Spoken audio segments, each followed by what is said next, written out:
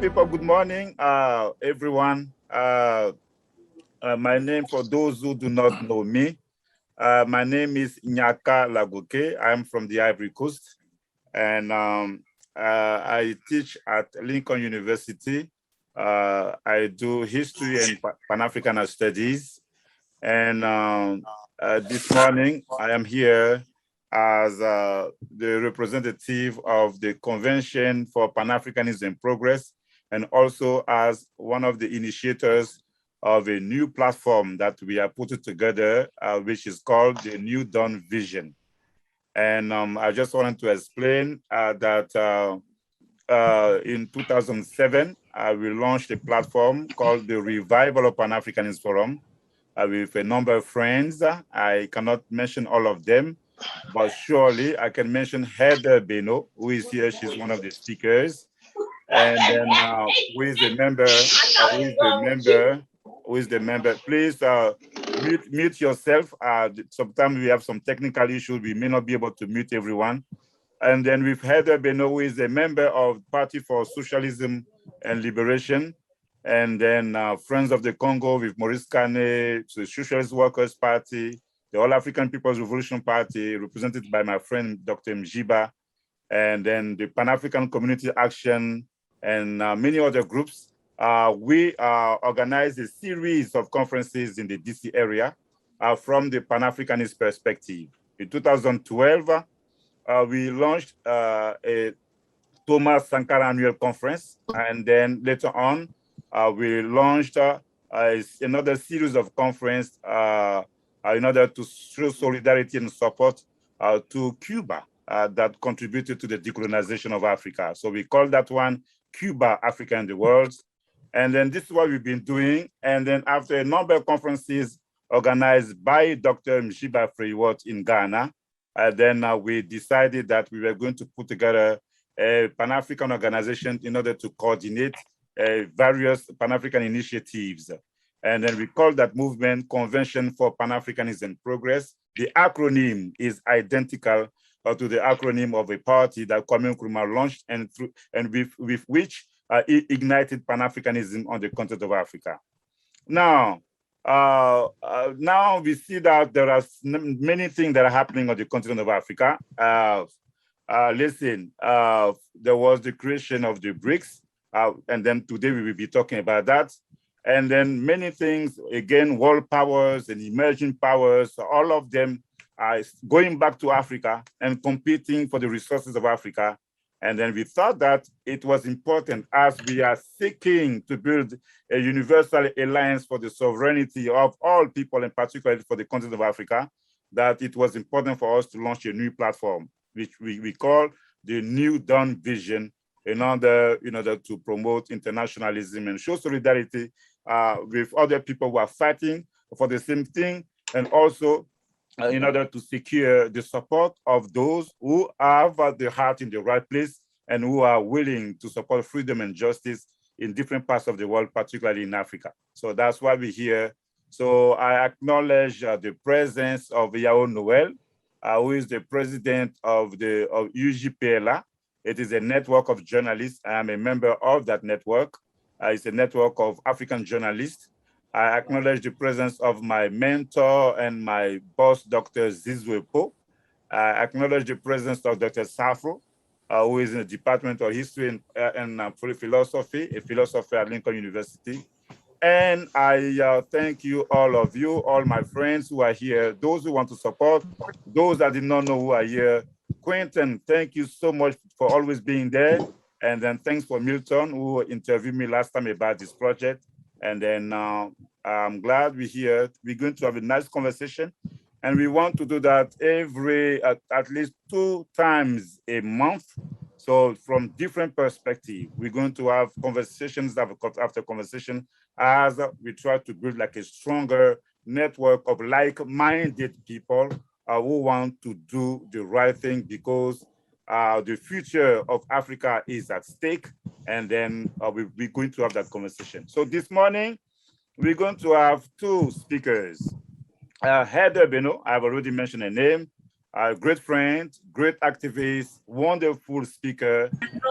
Then she's going to talk about the Afro-Asian solidarity, and then the South-South cooperation, and then from struggle to the right to development.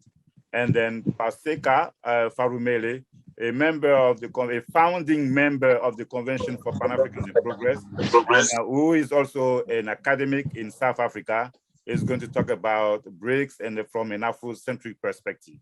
So I will start with Paseka, and then, yes, we listen to you, Paseka. You have 10 good minutes, and then after, you present, then, we can have questions, answers, and so that it can be a lively conversation. Ladies and gentlemen, I'd just like to welcome you all and thank you for availing yourselves on a Saturday afternoon in South Africa, or on a Saturday morning in other parts of the world, or on a Saturday night in different parts of the world. So what I'm going to do is I'm going to have a discussion around an Afrocentric approach from an African's point of view and from a South African's point of view, specifically regarding what we see or what I see as BRICS and the role that it has in trying to improve developing economies and what we regard as developing countries.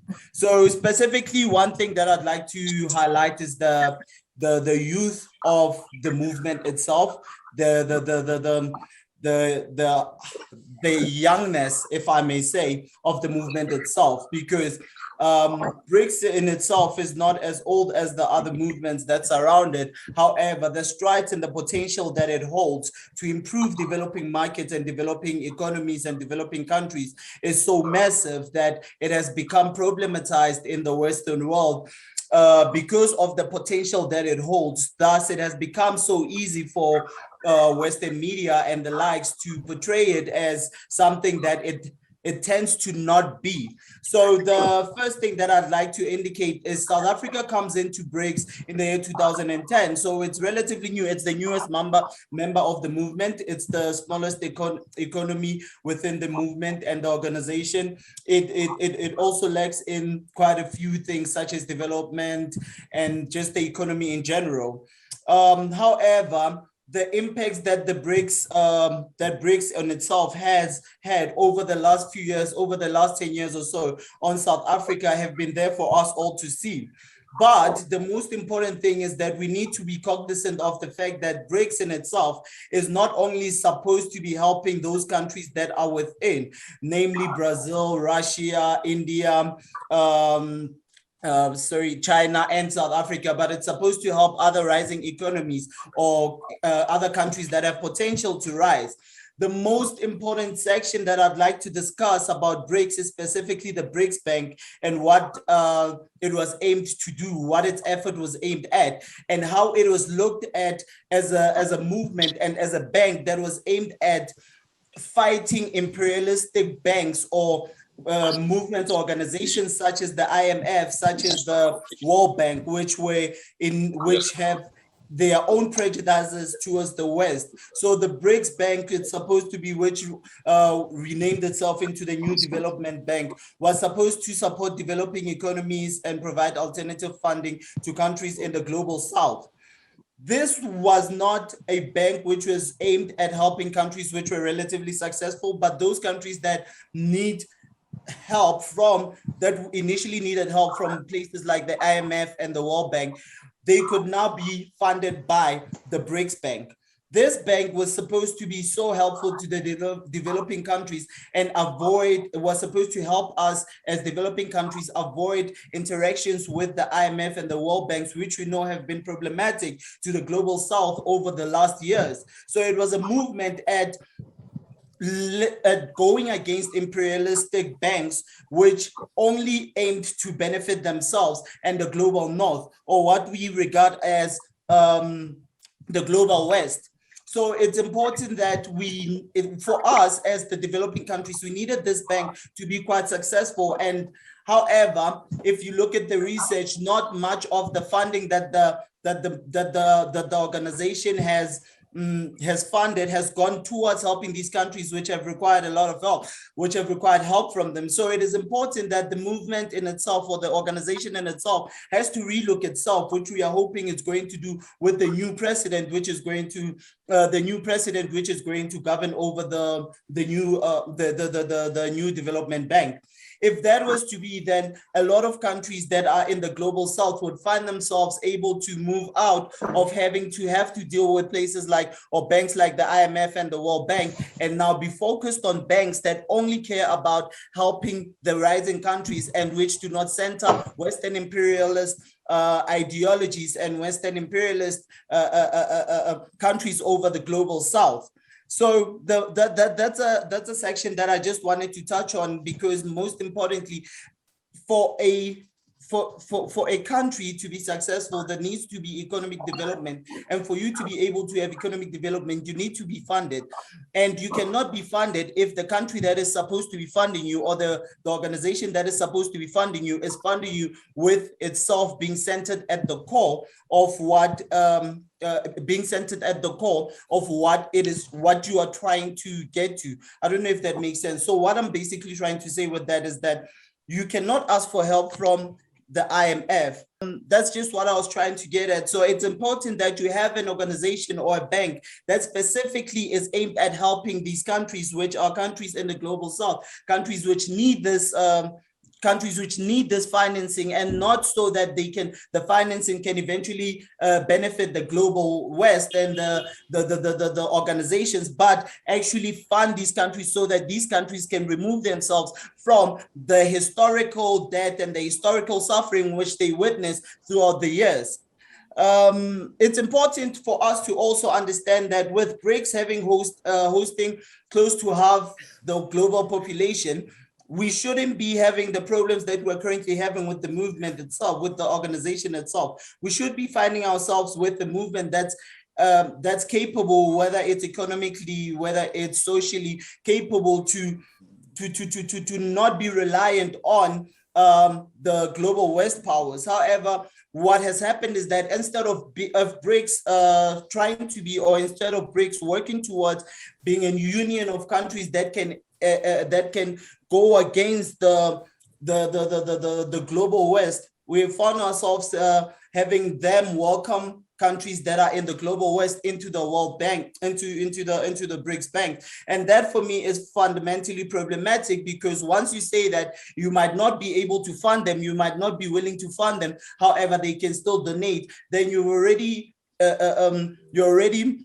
introducing or welcoming people that have been problematic for hundreds and hundreds of years into an organization that's supposed to be funding the same people that they've been taking advantage of for many hundred years. So it's important that this becomes this becomes an independent organization which does not aim to or welcome funding from the outside, from these countries that are very problematic. Because once you welcome them, then over the years, we know that there's every chance that they can overtake what you're trying to do and continue with their imperialistic agenda. So it's something that I think that as an organization, BRICS itself needs to look into this, as it is very important that if you say that you work for the global south, you must not welcome the global north that has taken advantage of these countries over the years, because you're just fighting yourself in the long run.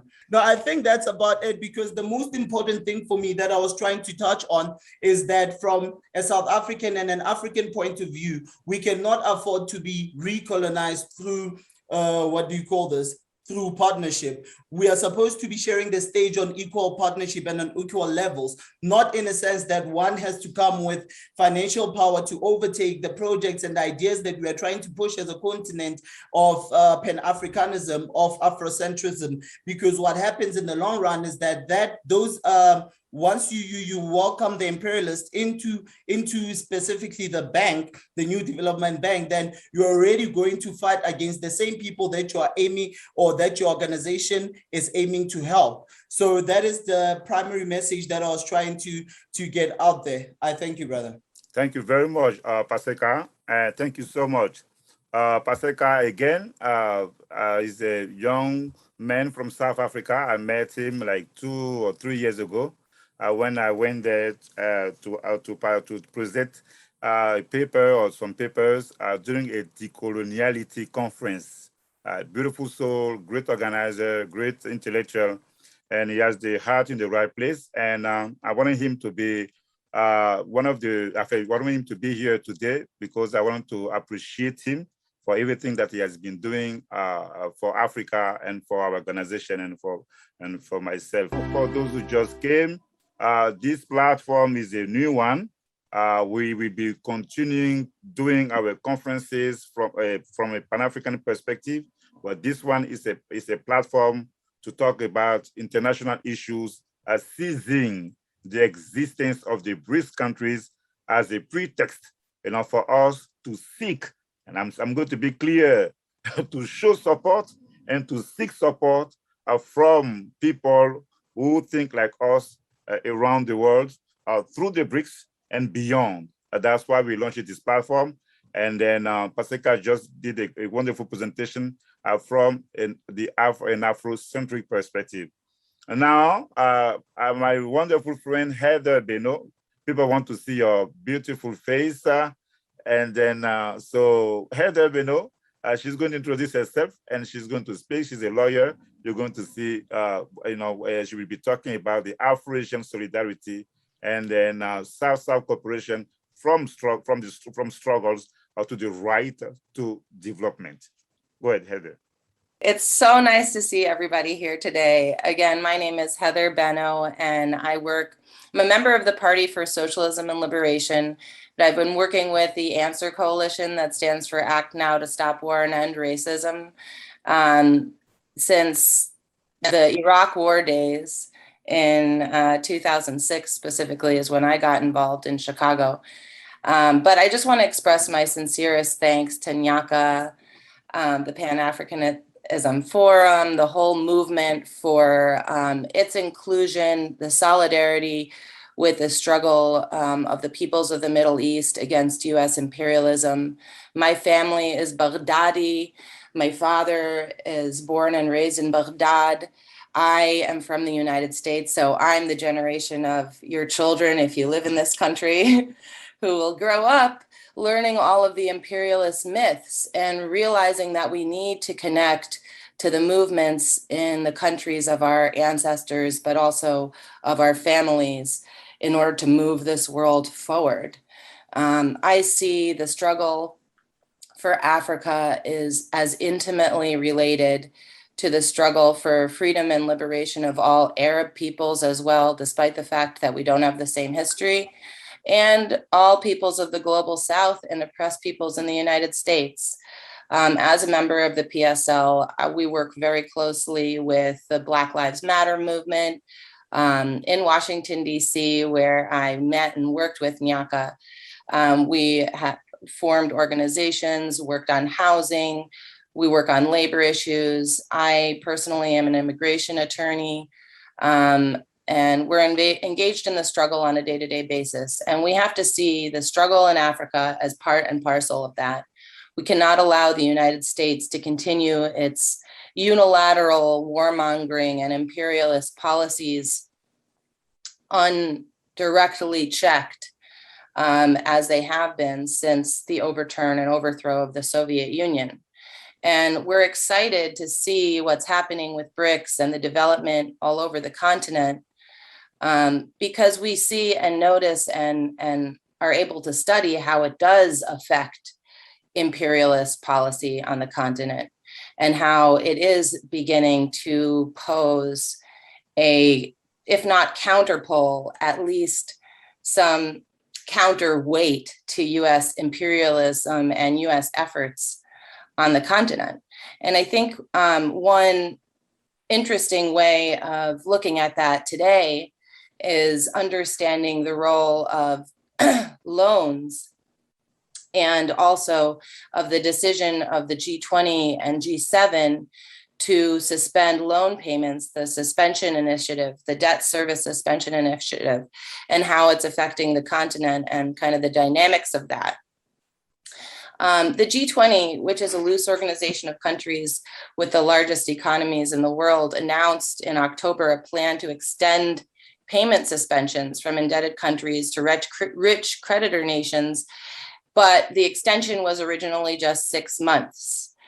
This is half of what the indebted countries, mainly in Africa, had requested, but now the period has been extended through December 2021. This extension is not enough.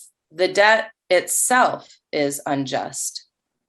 Many countries are forced to spend more on interest or debt than on life-saving public services, even in the age of COVID. The G20's debt service suspension initiative by itself is not an automatic extension. Each country that fits the qualifications, and they are membership in the World Bank's International Development Association, or UN designated least developed countries, are able to apply. In April 2020, the participating institutions announced the first temporary suspension of debt payments, and only 43 out of the 73 countries that were eligible signed up. Social movements and leftist leaders around the world call for the cancellation of debt owed by developing countries. And in a statement last summer, several of these prominent leaders explained that debt suspension or postponement does not provide a foundation for the necessary development of these countries. It merely puts off the reckoning.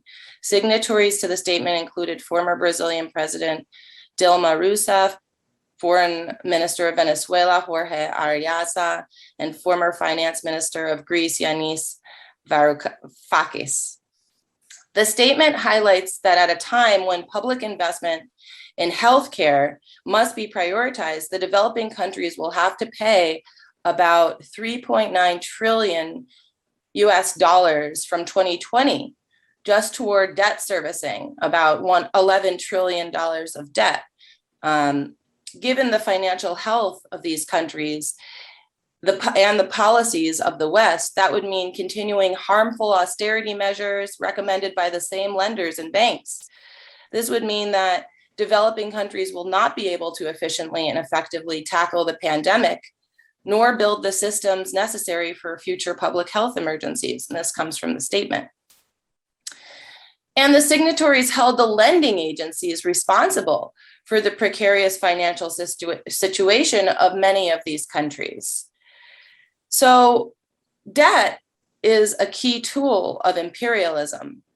And for me and my comrades here in the United States, but also in the Middle East and around the world, we see fighting imperialism as our day-to-day task. And so in that task, we also have to fight that form of debt. This provides the basis for employment, infrastructure, and other aspects that are needed in society. And many poor countries already grapple with centuries of underdevelopment, theft, and enslavement. That same process continues today, but in an altered form. Imperialist institutions such as the IMF and the World Bank dangle access to desperately needed funds, but at the cost of usurious interest rates and structural adjustment programs that force deep cuts in social services and privatization. One example of this was last fall when the IMF approved a $6.5 billion loan to Ecuador, and it required that Ecuador make cuts to the public budget and also increase a value-added tax that actually hurt the poor. But in addition to all of this, moreover, there are no requirements for private lenders. Zambia, for example, is nearing default from the billions of dollars worth of bonds held by Western hedge funds, and its request to suspend the payments was rejected by these private creditors who hold almost half of the bonds. So the West is in fact just threatened by the structure of BRICS and Chinese loans for the most part. We hear all the time in the media here in the United States, hopefully it doesn't reach where everybody is on the four corners of the planet, but that Chinese loans are the reason that payment suspensions were initially limited. and that China was really the problem, which is, of course, the same routine, the same old song that we hear all the time. We hear that China is using soft power in Africa, meaning using loans, technology, and infrastructure agreements just to curry political favor. But though we hear Western organizations speaking in the name of human rights and never explicitly on behalf of the White House or the Pentagon, we understand that these criticisms of China are deeply political in nature. China has emerged as a major player in African development projects and likewise in African politics. And to look far back, in 2006, China committed $8 billion to Nigeria, Angola, and Mozambique, while the World Bank provided only $2.3 billion to all of sub-Saharan Africa. So basically, what China decided to do in this round, in accordance with the debt suspension initiative, China signed debt suspension agreements with 11 African nations. China waived some loans for 15 African countries in their entirety. The central bank governor, Yi Gang, encouraged the IMF to issue special drawing rights, which were recently issued at the end of July for countries affected by COVID-19. And this allows countries to enable them to rely on a different reserve of currency to fight the virus. And also, the Chinese Export-Import Bank helped Angola restructure a loan through the IMF. And there are many, many other examples. According to the Washington Post, on a continent where over 600 million Africans have no access to electricity, 40% of Chinese loans paid for power generation and transmission. Another 30% went to modernizing Africa's infrastructure. Basically, in the end of the day, we see that we have nothing to gain from siding with US imperialism as it relates to Africa. We have everything to gain by reaching out to our brothers and sisters around the world and building solidarity movements with the revolutionary movements developing across the continent to truly defeat US imperialism and to support liberation movements in Africa that would allow African people true self-determination. And thank you so much. Thank you very much, Heather. Thank you, Heather, and then Paseka for the first conference, or for this conference. They have done a great job. And now we're going to have, if you have any questions, feel free to ask your question in the group chat, or, you can raise your hand here. And before I do so, because Heather spoke, it's not 1 more minute than Paseka. And then I have a question in the group chat for Paseka. So Paseka, I will start with you, and then later on, we can take questions, from the audience. I think it is from Dr. Po, and he was asking if the BRICS country, or say, okay, Paseka, do you think in order for BRICS countries to form an effective counter against the IMF and the World Bank, they should first quit from the IMF and World Bank? That might force them to work harder in making BRICS more effective. Paseka. Thank you very much, brother. Thank you very much for that. I think, as Pharumele, your questions do interlink. So what your question was, so what are you going to do to solve this very old problem? It goes back to I think it was Milton who asked the question. I think it's for Dr. Paul. Pardon? I think it was Milton who asked the question to you. Oh, no, I was saying that the two questions interlink. So okay. There are two questions that follow each other. Okay. So I just want to say that I think that you can answer them with one answer that, okay, yes, that's what you need to do. Okay. However, if you go back to what I was trying to say, I was saying that the new development bank is not necessarily, I'm not saying that it should remove itself from the IMF and the World Bank, but the problem is in itself, as an independent organization, it still welcomes countries that we know as imperialistic and have worked counter-African,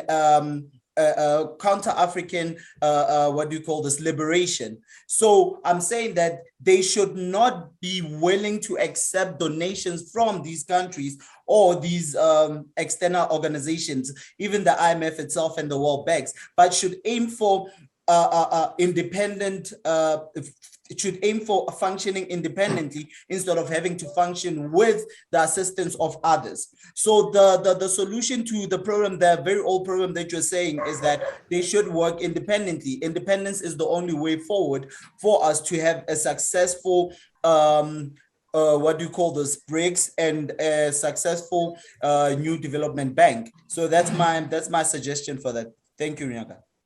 Okay, thank you so much. Heather, Dr. Safro from Lincoln University has a question for you. He wants to know if China is not an imperial power, is not imperialistic.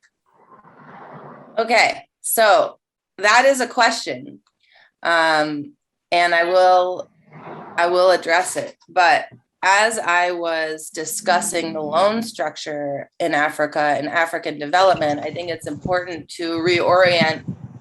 I mean, I'm not African, so I'm not going to say that like it's important to always reorient to Africa, but like, you know, it's important to reorient to the perspective of where you're fighting from, whether it's Iraq, whether it's, you know, the global South in general. From the perspective of Africa, purely, there is much more development investment from China, and it doesn't come with the same strings that the Western United States imperialistic investment comes. Now, does that mean that debt is the ultimate answer in liberation for the people of Africa? No, it's not. And I think it's important to recognize that that here in the case of China, its foreign policy is really not determined by any sort of revolutionary orientation or by feelings of anti-imperialistic solidarity. It's just that it's also still not a member of the small club of imperialistic powers that attempt to rule the world. That's really what the United States has a problem with. It is not part of, it is not seen, not considered to be part of the ruling class. And therefore, it takes a different policy because it needs to for its own development. China's policy is driven by nationalism rather than revolutionary internationalism right now. But there are some elements of revolutionary internationalism within the party, certainly, and that are voices there, certainly louder voices than there are in the United States in its foreign investment policy. So, you know, we don't see China's policy as being revolutionary per se, but from a Marxist point of view, it is entirely proper for China to deepen its economic relations and trade with capitalist countries, especially those in the former colonized areas and semi-colonized worlds. It would be better if China were to show greater solidarity with workers across Africa and participate more in the struggle against oppression. But I think it's also important to recognize where the US criticism is coming from, not from a concern for development in Africa. That's the point. Okay. Thank you very much, Heather. Like short answers, short questions, that's great. Kakra, I think you raised your hand. Do you have a question, or Mary? Hello. Yeah, do you have a comment or a question? I think I posted it in the chat room. So okay, I did not see it. So you may say it because I cannot read all of them. Oh, okay. Very great contributions. I just wanted to say that I'm not confidently siding with the BRICS because I the World Bank and the international financial institutions didn't start off as imperialistic. Somehow along the line, they decided to take advantage of the continent. It's the same thing the BRICS is preaching, considering that South Africa wasn't even part of the initial conception of the idea. So then it becomes another institution advancing African interests without Africa. So there's South Africa. That's just my thinking. They had to put South Africa for representation, and that is just one country representing an entire continent, as against 4 very large continents. Russia, India, China are not easy continents. I mean, so that is just one imperialistic state institution replacing another. So if we are saying we are moving away from imperialism of any sort, we might as well move away from any form of aid from however it's represented by whomever. So then, of course, they'll come out to say it is a South-South cooperation. It is, look for other means to replace Western imperialism, but it's just going to turn out as imperialistic as Western imperialism is. And that is just my contribution. Thank you. Okay, so thank you very much, Mary. Of course, the speakers have to react. So I see Heather is where they want to go first, but I'll go with Paseka and then I come back to you, Heather. Didn't want to go first. You want to go All first? right, thank you very much for Okay, that. go Paseka. I saw your question. I saw your question, and I did want to address it. Address it now. Kakra. Sorry. I actually understand where you're coming from, and I agree with you. The problem is that as a continent, specifically using the continent of South Africa as a context, over the years we've been taking advantage of so much so that we find ourselves in a tricky space as to we don't know whether to trust anyone else or to just go about it ourselves. But we know because of some leaderships who do not believe in Pan-Africanism or African Union, who just push agendas of, of nationalism, it's very difficult for us to find African unity.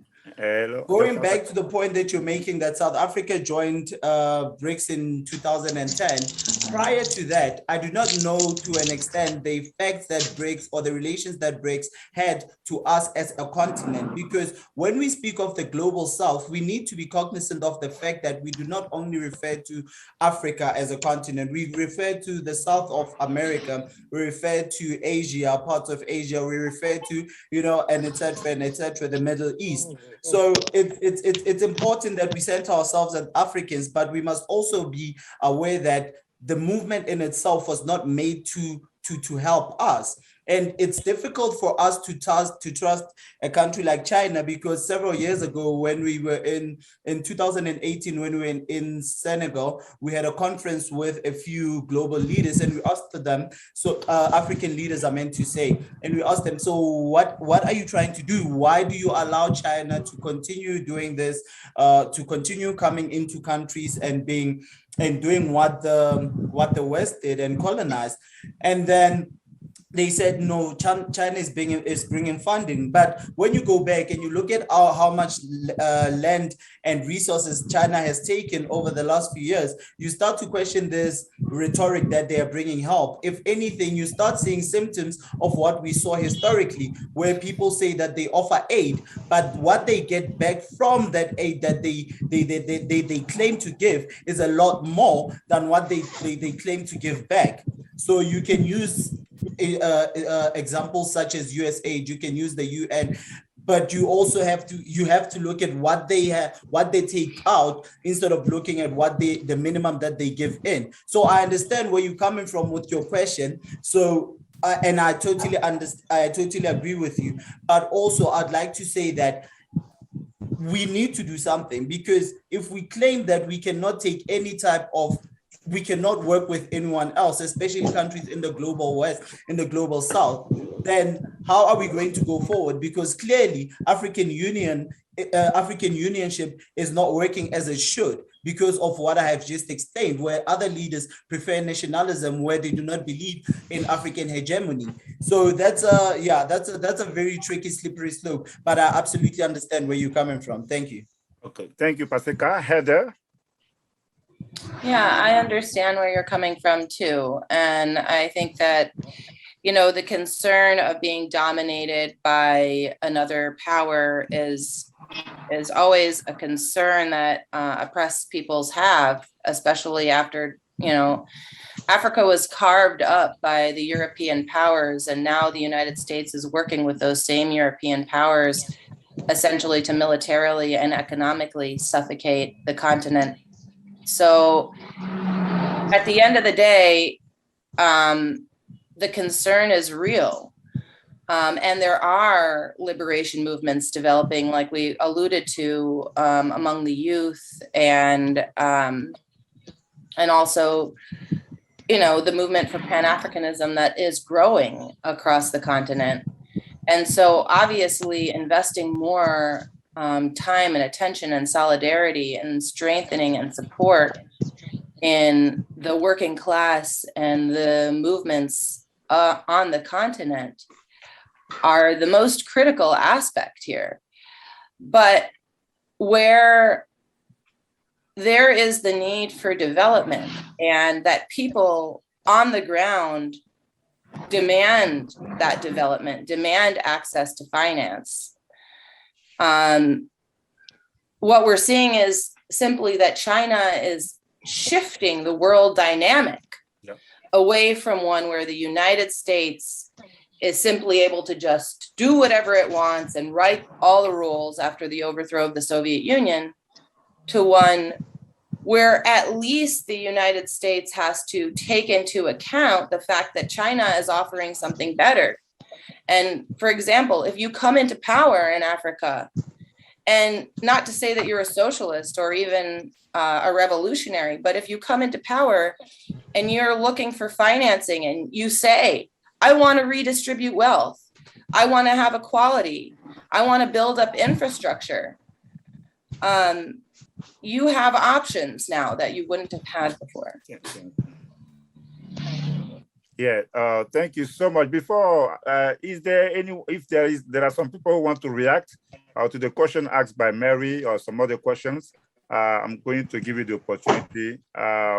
But one thing I wanted to add to the answers given by Paseka and Heather, yes, Heather said that now people have options.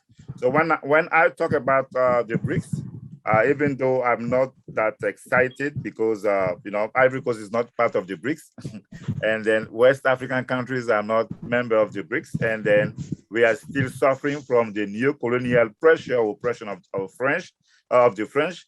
But one thing that I always said, and then I saw that in the answer given by Heather, is that BRICS gives to Africa the power of choice.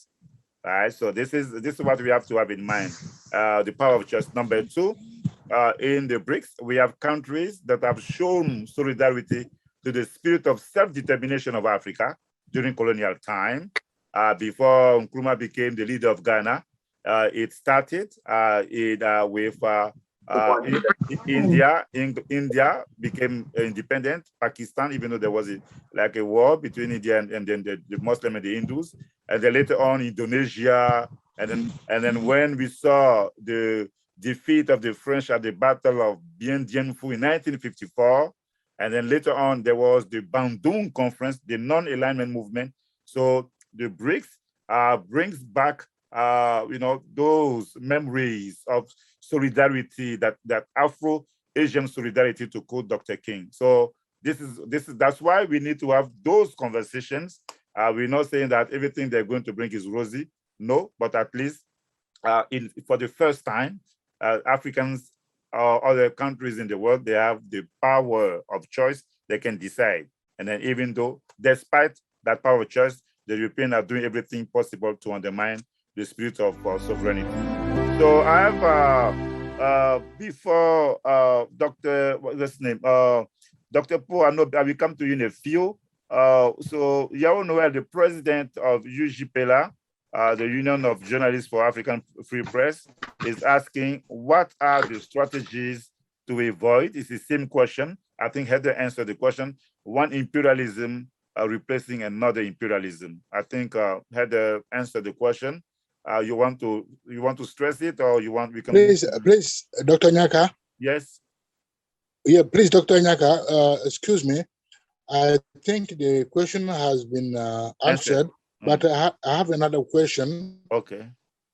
What are the parts of democracy? I mean, the democratic government, good government, in the whole strategy to fight against those kind of imperialism? Do you hear me? Yeah, we can hear you. Do you hear me? Yeah, we can.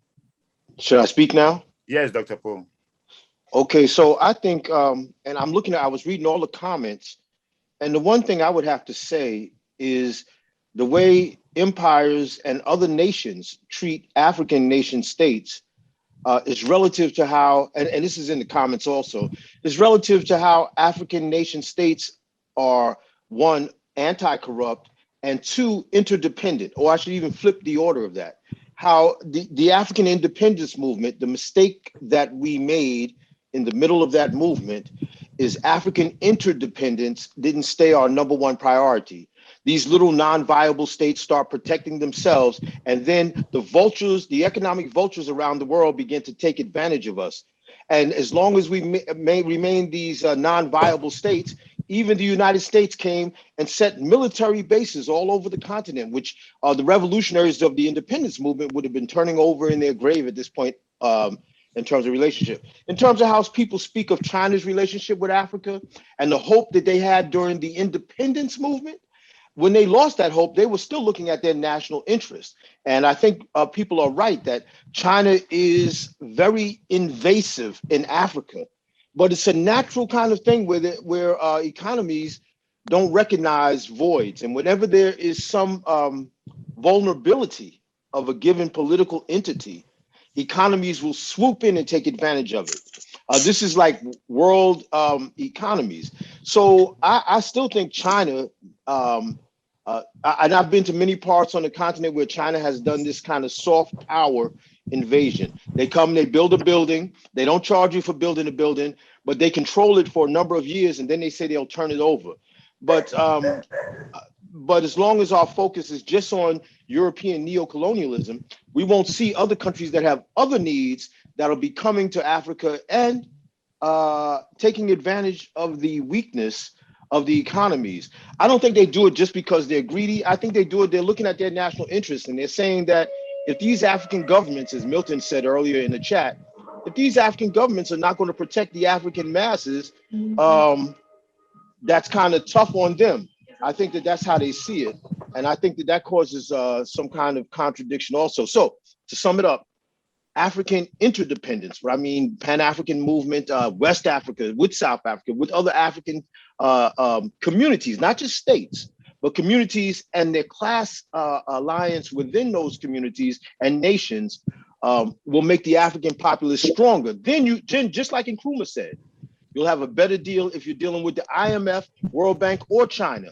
Because the more power you have, the better your interest rates are, the better, and maybe you're not just getting loans anymore. Maybe Africa, an interdependent Africa that's united, may give loans to other places in the world with no credit interest so that it's not being a usurer. But the bottom line is that until African entities and the zones of Africa are really truly liberated and united, then other countries will be taking advantage of Africa everywhere in the world and Africans everywhere in the world, because we're not mature enough as a species yet where we don't allow that to happen. That takes ideological awareness and training every day for those who are in our world to look at the human interest and not put profit over life, or even profit in front of life, private profit, in front of life. That's all I have to say. Thank you for the time. Yeah, thank you, Dr. Paul. I see so many comments in the group chat. I cannot follow all of them. But Milton, I saw you posted so many questions. You put so many comments. Can you have like only 1 minute, try to put everything that we put there together for the speakers and for the audience? Milton Alimadi. Yeah, could you please go to Mary first? Because I think she had her hand up very long time ago. Oh yes, yeah, you're right. I'm sorry, Milton. No, you're right. I've seen it. I was going to go back to her, but it is because the conversation that Milton is raising is connected to the current one. That's why I was going to go to Mary in a few. So yes, Milton. All right, thank you first of all for organizing this very impactful event. Okay, so let me try to wrap everything up together. At the end of the day, obviously, African unity is the only solution, because that's how we can get a better terms of trade. We can get more fair prices for our raw commodities. And that itself will diminish the need for us to need the loans, whether it's from the West or whether it's from China. And in order to do that, we need to have progressive governments in each and every African country, the governments of the vision of Thomas Sankara or Kwame Nkrumah, because at the end of the day, our worst enemies are reactionary governments in African countries. But then my quick comment on China, The China of the 21st century is not the same as the China of the 1960s and 70s that built the Tanzania-Zambia Railway, basically as a gift. As Samir Amin said, China could really help us if China was helping to transfer technology to Africa, because that would allow us to industrialize. And I agree with Samir Amin when he said we can get hundreds of millions of dollars in loans from China, but it will not help if it does not come with transfer of technology. And that's what Africa really needs from China. Transfer on technology helps us to industrialize. It will be a win-win for Africa and for China, and it will be a loss for the IMF, the World Bank, and the global West. Thank you. Thank you very much, Milton. I like the way we're doing this conversation. The comments are short, the questions are short, the answers are deep and short, so I like that. So Mary, sorry, go ahead, Mary. Thank you so much for the opportunity, and I thank the organizers of this wonderful discussion. I had just 6 kind of recommendations or factors that would ensure hope for Africa. First of all, I think whether China has got some advantages that is bringing it on the continent in terms of economic development. But we should also remember that China is not really, and remember, that's where economic interests have to be, to supersede the political interest. So if you are promoting economic interest, you tend to divert away from political structure because you want a favorable political background. So I think that is what kind of pushes China to avoid anything in as far as promoting democracy and so on. But remember also, US stands strong for that. So for me, I recommend a joint involvement of both, especially if they are there to help Africans. Therefore, they shouldn't mind why the two cannot meet there and work together to promote Africa in general. That takes me to the next issue, which is nationalism. If you remember, I would say any really nationalistic nation works in the interest of their people. The problem that we usually, Africans, we don't see is that there is nobody who is coming there for free. What we need to do is also to gain confidence and a negotiating ability that whoever comes, we are able to say, yes, you are here to help us and develop, but this is also what we want from you. I think that has been lacking, whereby we tend to take what is offered and we don't bring our stake there. So whether the imperialists, whether the Europeans, they are always going out there for the benefits of their communities. It's high time Africans also realize that we have also our interests that we can put on the table and we work together. Otherwise, Africa is still a growing really economy. It would be so hard to say that, oh, we don't want Americans there, oh, we don't want Chinese there, oh, we don't want Europeans there. That drives me to the third point. Colonization. Mary, how many please. points do you have, Mary? 4, and I'm done. So colonization. You have 4? 4, yes. Okay, and this is the last one. Oh, the last one. So thank God. The trauma of colonization, majority of other countries were all, remember, USA used to be a colony of England, but when they got independent, they were able to be a partner for England. So was Australia. So any strong community will always take advantage of the weaker one until the weaker one has proved that, hey, let us stop there. Then you become a partner.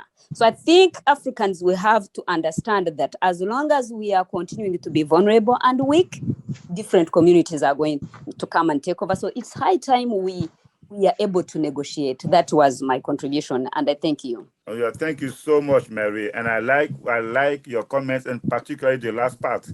You know, the problem is that if we are weak, if we are weak and then divided, hey, whoever has the opportunity to take advantage will do so. So yeah, thank you so much. That's a wonderful contribution, like most of them or all of them. So is there any other comment or questions? I think that I've seen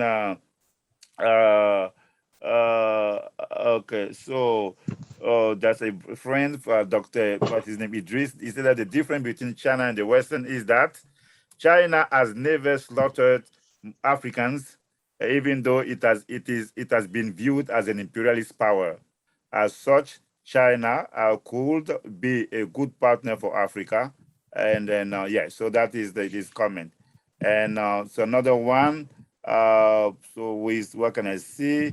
Okay, okay, Noel. So Noel asked the question. It was about democracy. I cannot even see that here. But anyway, so any other question? Ange David, do you have a question? Or Governor, just 1 second. Yes, I have a little one. Okay. Thank you, first of all, to have this conversation and to bring very fantastic and wonderful speakers. Thank you a lot, Dr. Nyaka. My small one is a bit concerning the way we are trying to collaborate as African, and this issue related to power, because we also have that kind of issue related to imperialism. We are also asking the question if in the collaboration it will not be the same, where a country like maybe Russia or China have kind of attitude concerning imperialism, because we also face in some African country workers, for example, from China or other country who have to deal with African workers, and sometimes they have inequality in the relationship. So a bit my observation is around that. It is more around that, how we can deal with the fact that we don't want to repeat the same imperialism we face vis-a-vis of European country, or maybe another imperialist state. Thank you. Okay, no problem. Thank you. Before I go to the governor, I see David Buller. Nice to know that you are here. David Buller said that my question or my comment is that Natalie Yamb, she's an activist. She was in Ivory Coast, a Swiss Cameroonian, and then she played a major role in the struggle for freedom in Ivory Coast. And then she went to Sochi, I think last year or 2 years ago. And then there was a panel there. It was hugely and highly televised. And then she attacked the interests of France. So when she went back to Ivory Coast, she was asked by the president to leave the country. And then I think she went back to Switzerland. So she became a very important figure after the Sochi conference. And then David Buller is quoting her here, saying that he thinks that Natalie Yamb is right, that Africans should adopt the concept of cryptocurrency transaction in order to overcome, I think, French neocolonialism. So, to overcome all these issues. So, the speakers, so do you want to react to the issue of the cryptocurrency paradigm as Africans are fighting for economic sovereignty? So Heather. I don't really have too much to say about using the cryptocurrency, aside from to say that it appears to have been helpful in general across different oppressed groups as like access to Wall Street. So that's really interesting to see how that will be used. But I think the most important question, and again, this is just from a kind of internationalist, anti-imperialist perspective, is at this point, this immediate time, when the United States and France are working so closely together to be able to send troops into Africa whenever they want, very quickly on short missions, and where there are still bases across the continent in order to preserve US and European interests. How does Africa defend itself? I think that's the primary question. Okay, thank you, Heather. Paseka, about the question of cryptocurrency.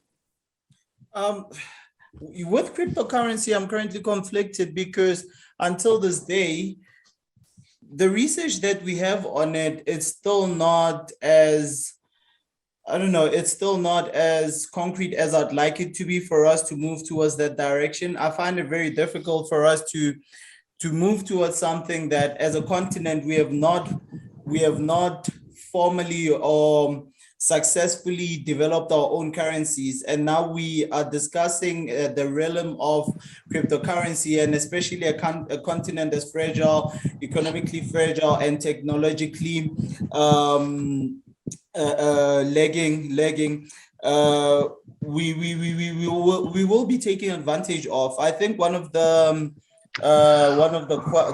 comments there by Lukman, I don't know, Lukman Nation, I'm sorry if I'm pronouncing your name wrong, is very important because it addresses some of the problems that we have as a continent. Basically, for us to be able to engage in cryptocurrency, we have to be able to engage technologically. One of the important points that colleagues have been making and comrades have been making earlier on was that China should be transferring technology more than anything to the continent for us to develop ourselves. So once that is done, then only then can we get into the realm of discussing things like cryptocurrency. If we do not have the resources, if we do not have the technology, then now as a continent, we will continue to lag behind. We'll be taken advantage of, as we've seen even the United States itself with first world technology being taken advantage of by hackers and whatnot. So I think that's a very complex one, yet if we move away from what we know as currency right now as a continent, we might be successful because we'll be moving away from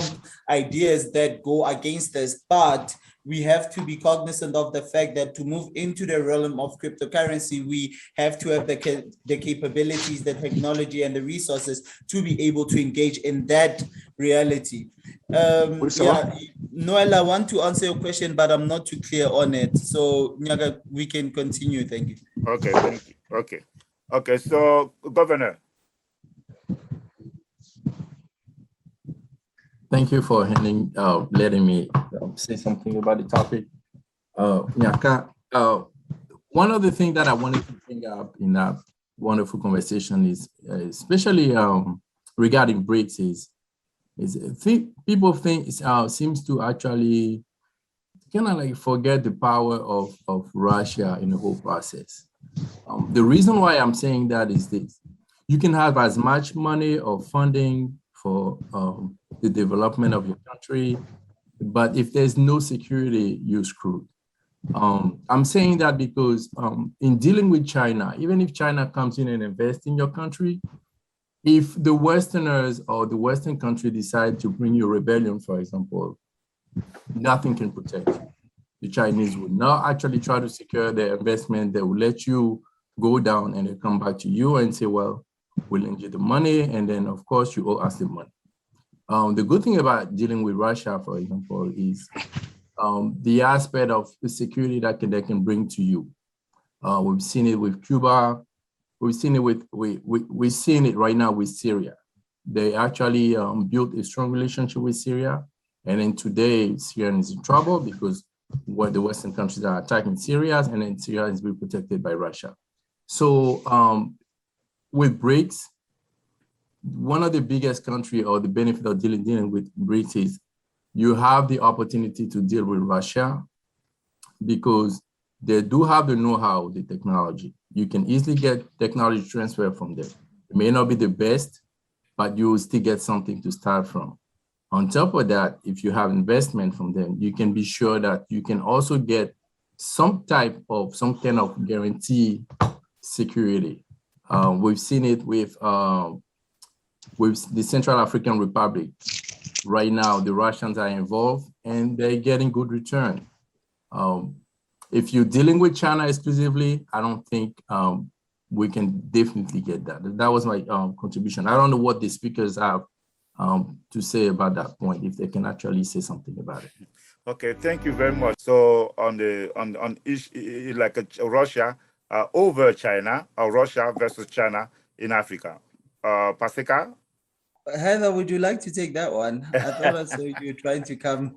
I thought I saw you come in this direction. Okay, go ahead, Heather. Yeah, I mean, I understand the point, and I think I did address some of it too in what I said, and that we definitely think, you know, from an outside perspective, it's easy to say what China should do and what China should not do. Sometimes I'm just, you know, we're thankful that China is honestly still around with the amount of counter-revolutionary energy that the United States is putting into, especially under Trump, anti-China rhetoric. There's anti-China violence here all the time. But yeah, I mean, I think that there are so many dynamics at play that are dynamics internal to the Communist Party there that, of course, we would support the left to move toward more international solidarity. And there is the history of solidarity, both between the Soviet Union across the continent of Africa, fighting on behalf of people's struggles, and against imperialism on the continent. But yeah, I just think that it's a complicated matter, and that's why in our view, it's, I mean, I hate to like beat on a dead horse, as they say here, but in our view, you know, Pan-Africanism and strengthening the unity across the continent, and also anti-imperialism together targeted at the United States and Europe, those are the two most important causes that could really bring the defense of the continent forward. Okay.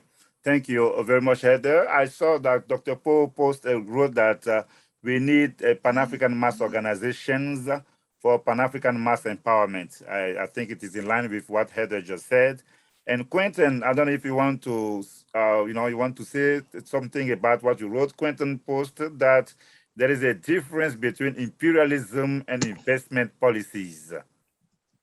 Quentin, do you want to elaborate on that? Can you hear me? Yes, now, but we can't see you, but we can hear you. Okay, I'll get my thumb over my camera just 1 second. The only thing I've noticed is that they seem to be, the use of the term imperialism seems to be very broad. And I don't think you can use the term imperialism as broadly as the other, as people have. By the definition, isn't imperialism, I mean, you're talking about diplomatic or control of a government, or the use of force. I mean, in China's investment policy is for China to make money and protect its national interests. Africa comes up short when they start negotiating these international trade or these agreements. Many countries come up short when they get into these extended contractual, using the framework of the West, agreements to, for trade. That's all I'm saying. Okay, thank you very much. So it's 11:13, and then we want to have those conferences like for no more than 1 hour and 30 minutes. But if we can do 1 hour 15 minutes, I think that we should wrap up, unless we have some particular contributions or some people who have some questions. Maybe they posted and I could not see them. So if you are there, if you want to say one thing, Harvey, you wanted to say something, Harvey? Yes, Nyaka, you neglect to take my my questions. I've raised my hands like 2 hours ago. Oh no! But do you want me to? Do you want me to tell people why I did that, or it's okay? No, that's a different conversation that you have at a different time. But okay. But here's my little contribution to the point, and that's again, congratulations. That's a great conference. I appreciate it, and I invited some people to come. By the way, Nyaka. Okay. So I just want to say simple things. One, there's a new scramble for Africa, right? 2, countries don't have friends; they have interest. They don't have sentiment. They have their own personal interest. Well, it's the Africans that need to get organized themselves. China is as imperialist, as good as China look today, is as imperialist as others. I hope you guys have heard about dead trap, right? I heard you have heard about Sri Lanka. Sri Lanka today has lost its port to some of the Chinese contract it has signed because in some of these contracts that are being signed with Chinese company or China itself, there's no transparency, and there are conditions where they are dead trap where Africans would or nations would be losing their own personal infrastructure. Sri Lanka has lost its ports, right, for the next 100 years because of some of the contract he has gotten. Yes, China can be an advantage for us unless it gives us an alternative as Africans who we need to deal with. But the first people that we need to deal with is the Africans themselves. And let me give you some numbers. According to the World Economic Forum, Africa will reach a population of 1.7 billion in 2030. And its combined consumer and business spending at that time will be 7 trillion. The census also predict that in 2050, a fourth of the population of the Africans, and the number is expected to increase to 40% of the world population. The number one richest of a nation is its population. Taking to that we have natural resources. 70% of the world population is in Africa right now. 9.6% of the global oil output is Africans. 70% of the world platinum is in Africa. 70% of the world cobalt supply. One half of the world gold supply. 2.3 world magnesium supply. And 35% of the world uranium supply. That's Africa. 75% of the world coltan is in Africa. My brother and my sister, what I'm simply saying to you is this. Everything is in Africa. We don't need China. We don't need the US. However, we can have them as partner.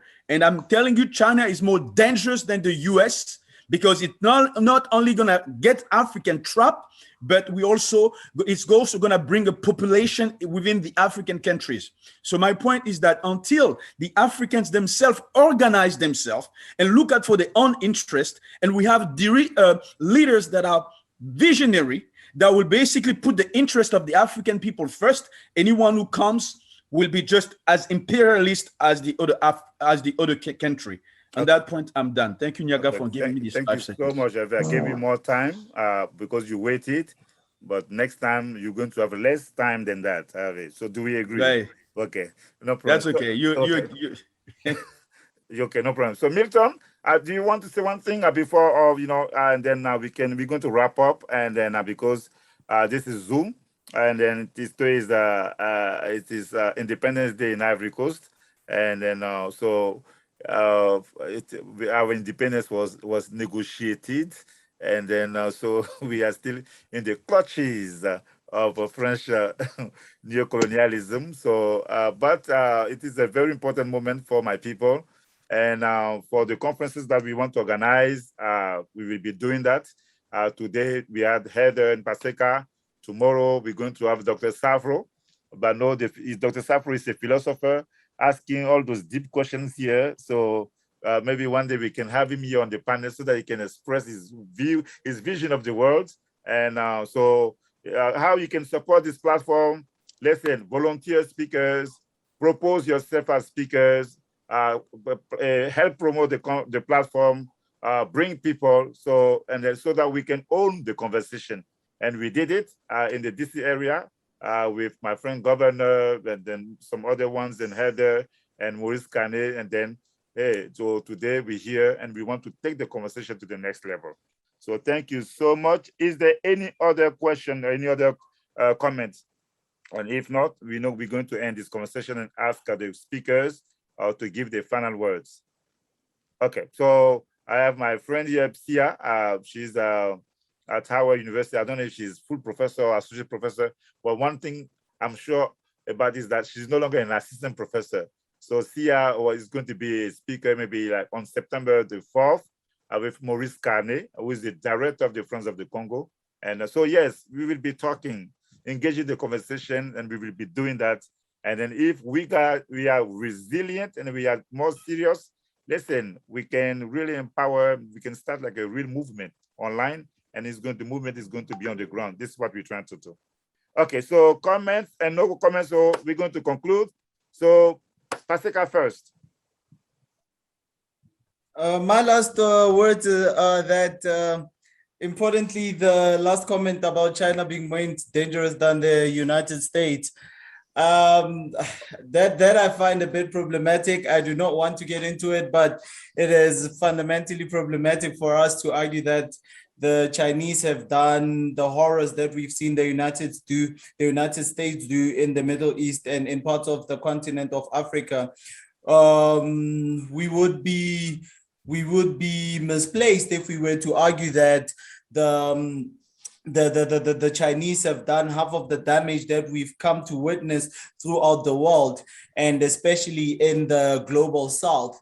When we know that China, we might be arguing about, as we had already discussed, about their intentions and what they have done about taking ports and whatnot. However, the argument of them being as murderous towards the continent of Africa and the global south, we would be incorrect. But that's just something that struck me, and I just wanted to address it and say that we have to be careful about what we say before we say it. But overall, thank you very much. I really appreciated the discussion, and we learn as we go. Thank you, colleagues. Okay, thank you very much, Paseka. Heather. Hi, comrades. I just want to humbly thank everybody for your time and for your participation today. I mean, I think I summed it up when I spoke earlier, but our task here as a movement is to draw together in solidarity to support the struggles on the ground that each of our communities are facing, and specifically on the African continent.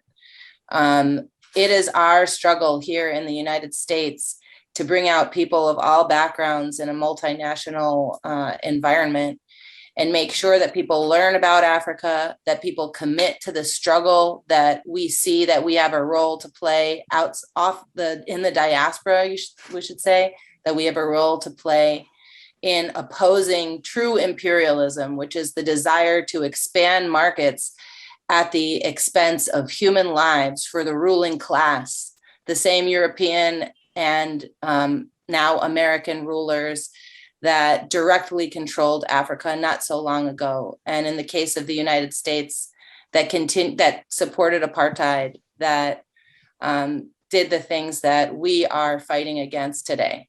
So I am so excited to take the steps that we need to take in this international movement for solidarity and to advance Pan-Africanism and to advance the working class struggle around the world and the struggle for liberation. Thank you so much. Yeah, please don't go. Noel. Nyaga. Paseka, just one second. Noel. Are you speaking to Noel? Oh, yeah. I wanted to speak to Noel as well. I don't know, because I asked them your question, but they did not answer. Maybe they thought that they answered.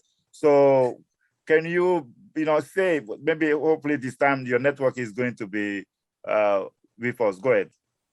I was saying, and I was thinking that the problem must be tackled at the grassroots.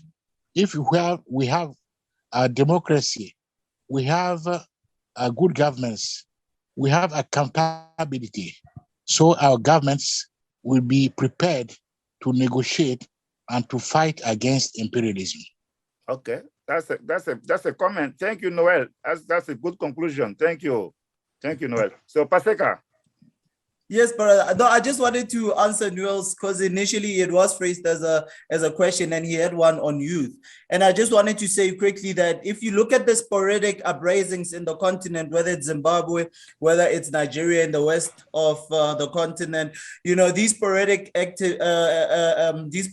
protests have been generated by youth. So youth are cognizant and are waking up to the realization that our current leadership is not that puts Africans first. It's one that is, it's one that struggles when it comes to putting us first. So youth are cognizant and are seeing, and they're doing something about it, even though the leadership continues to kill it. So that's just a comment on that question. Okay, so thank you very much. Thank you. Yeah, thank you. So thanks everyone. Thanks to Paseka, Pharumele, thanks to Heather, great speakers, knowledgeable speakers. We have wonderful perspective about Pan-Africanism, internationalism, and that human solidarity against any type of oppression.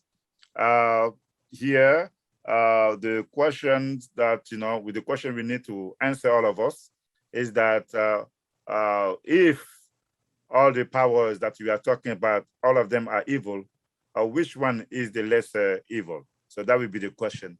And then if there are people who think that China and Russia are the lesser evils, then, maybe we will have a conversation one day about that particular topic. And then so that those people who think like that and those who think the opposite can meet so that we can have like a debate about that. And of course, as you said, you should be able to come and sustain, your argument.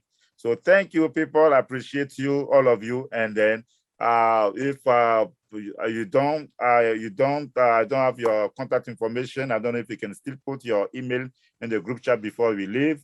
But those who receive email from me, you will hear from me in a few. And this is your platform. Today I'm moderating the conference. Next, in 2 weeks, I do not want to moderate the conference. And then we want many people to moderate these conferences, and then so that it can be our project, not just a project of a few individuals. Thank you so much. I appreciate you, and I let you run. Thank you. Let me take Tonia's email, and then those who want to go, you can go. And the conference is officially over, and then we can still be here to chat a little bit as I take the emails of the people who just posted them. Thank you.